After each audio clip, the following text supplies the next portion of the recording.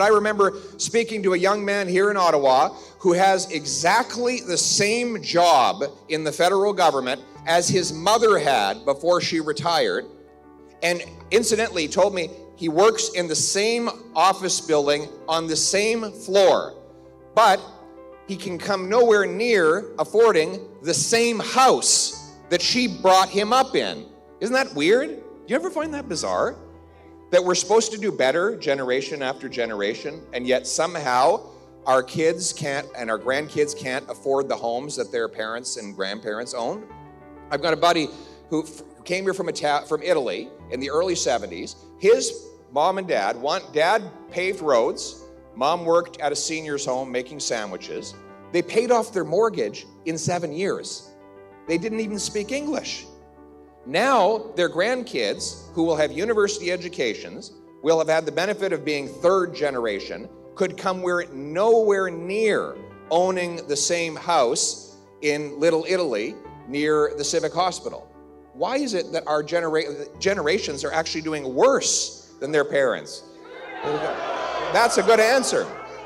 We have the fewest homes per capita in the G7, even though we have the most land to build on, and even though we spend by far the largest share of our economy on residential construction. We spend 9% of our GDP on residential construction, more than twice the 4% that is spent across the OECD, and yet with all of the extra land and all the extra spending, we have the fewest homes. What is standing in the way?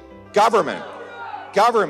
Government is standing in the way. The number one cost to building a new home in Vancouver is not land, labor, or lumber. It is government. Government fees, government charges, government delays, government taxes, consultants, lawyers, and so on. The people who are not actually building anything are the most expensive part of the house.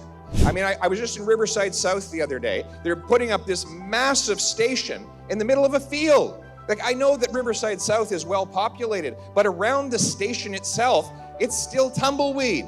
There's room for literally thousands, maybe even tens of thousands of housing units that should be built. So this is how I'm going to make sure that that happens. I'm going to put the federal funds for large transit projects in escrow, in a trust, and the city won't be able to get it until every single station is surrounded by high-density apartments.